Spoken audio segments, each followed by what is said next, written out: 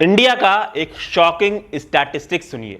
Researchers के according 70 to 90% population India में vitamin D deficient है, जबकि हमारे इंडिया में सनलाइट की कमी नहीं है। विटामिन डी की डेफिशिएंसी सिर्फ बोन तक ही सीमित नहीं है, बल्कि विटामिन डी की डेफिशिएंसी से आपकी इम्यूनिटी वीक होती है, इससे आपकी मसल स्ट्रेंथ वीक होती है। इनफैक्ट ये आपके मेटाबॉलिक हेल्थ पे इफेक्ट करता है, आपके ओवरऑल फिटनेस फंक्शन पे भी इफेक्ट करता है। इसीलिए आज के वीडियो में हम देखेंगे कि विटामिन डी डेफिशिएंसी का बिफोर और आफ्टर इफेक्ट बॉडी पर क्या होता है। सबसे पहले बात करते हैं विटामिन डी 3 होता क्या है। तो विटामिन डी 3 को आप सिर्फ एक विटामिन ना समझे, बल्कि ये हमारे बॉडी में एक हार्मोन जैसा एक्ट करता है। जब भी सनलाइट हमारे स्किन पे पड़ती है, बॉडी विटामिन डी 3 को सिंथेसाइज करता है, जो हमारी लीवर और किडनी कन्वर्ट करके एक एक्टिव हार्मोन कैल्सीट्रियोल बनाता है। ये एक्टिव हार्मोन कैल्सीट्रियोन बॉडी के मल्टीपल टिश्यूज में काम करता है। रिसर्च शो करती है कि विटामिन डी रिसेप्टर्स बॉडी के कई टिश्यूज में प्रेजेंट होते हैं, including muscle cells, immune cells और ब्रेन टिश्यू। इसका मतलब सिंपल है, विटामिन डी का रोल सिर्फ बोन हेल्थ तक लिमिटेड नहीं है, ये पूरी बॉडी को इन्फ्लुएंस करता है।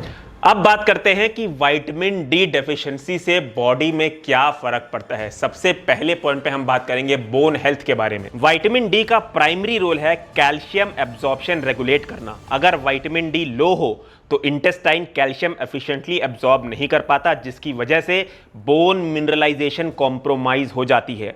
लॉन्ग टर्म में इसका रिजल्ट हो सकता है ऑस्टियोपिनिया, ऑस्टियोपोरोसिस, हाई फ्रैक्चर रिस्क। इसलिए सीवियर डेफिशिएंसी में लोग बोन पेन और स्केलेटल वीकनेस भी एक्सपीरियंस कर सकते हैं। ये पूरा मैकेनिज्म बहुत ही अच्छे से एक्सप्लेन किया गया है इस रिसर्च पेपर में, जिसकी लिंक मैंने डिस्क्रिप्शन बॉक्स में डाल दी है, आप लोग जाके इत्मीनान से पढ़ सकते हैं।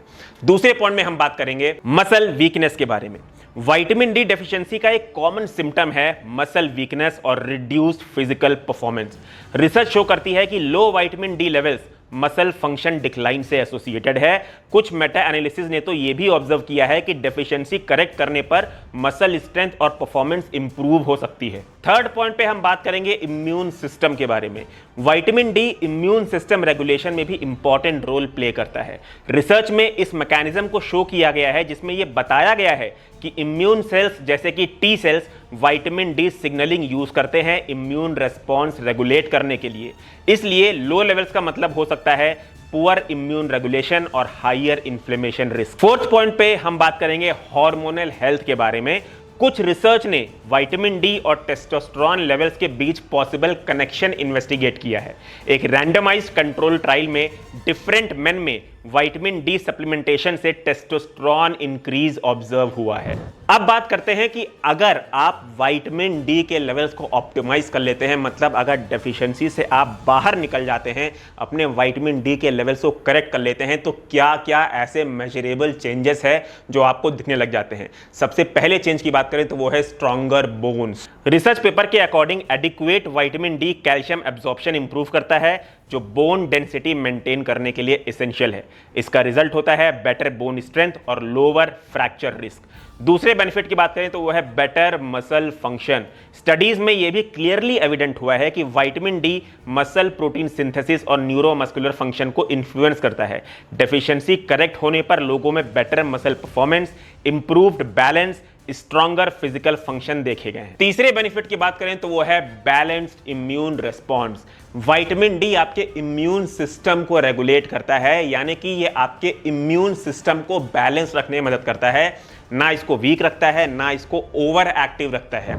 इसी पूरे मैकेनिज्म को बहुत अच्छे से समझाया गया है इस रिसर्च पेपर में, जिसकी लिंक मैं डिस्क्रिप्शन बॉक्स में डाल दे रहा हूं, आप लोग जाके इत्मीनान से पढ़ सकते हैं। अब बात करते हैं कि इंडिया जो कि एक सनलाइट रिच कंट्री है, वहां पे लोग विटामिन डी 3 में इतने डेफिशिएंट क्यों हैं। देखिए, साइंटिफिक लिटरेचर ने इसके कुछ रीजन सजेस्ट किए हैं, जैसे कि indoor lifestyle, air pollution reducing UVB penetration, clothing reducing skin exposure, diet में विटामिन डी रिच फूड्स की कमी। अब बात करते हैं वीडियो के फाइनल टेक अवे के बारे में। तो देखिए, चाहे आप जिम गोयर हो, एथलीट हो, या जनरल वेलबींग के लिए अपनी हेल्थ का ख्याल रख रहे हो, या फिर एजिंग के साथ साथ हेल्दी रहना चाहते हो, अगर आप अपने विटामिन डी लेवल्स को इग्नोर कर रहे हैं तो आप अपने हेल्थ को फुल्ली ऑप्टिमाइज नहीं कर रहे हैं। जैसे कि मैं वीडियो को स्टार्टिंग में बता चुका हूं कि विटामिन डी टेक्निकली सिर्फ एक विटामिन नहीं है, ये हमारी बॉडी में हार्मोन की तरह एक्ट करता है। हमारे muscle strength, muscle performance, bone strength, हमारी इम्यूनिटी, इन सब में विटामिन डी का बहुत ही ज़्यादा क्रूशियल रोल है। इसीलिए आप सबसे पहले विटामिन डी का ब्लड टेस्ट कराएं, और अगर आप विटामिन डी में डेफिशिएंट हैं तो डॉक्टर से मिलें। डॉक्टर आपको इंजेक्शन के फॉर्म में या शॉट्स के फॉर्म में या कैप्सूल्स के फॉर्म में आपको विटामिन D3 डेफिशिएंसी से बाहर निकालेंगे। फिर जैसे ही आपका विटामिन D3 डेफिशिएंसी खत्म हो जाएगा, आप उस लेवल को मेंटेन रखिए, ऑप्टिमाइज रखिए, क्योंकि विटामिन D3 सिर्फ एक विटामिन नहीं है, ये एक फाउंडेशनल हार्मोन है। जय हिंद।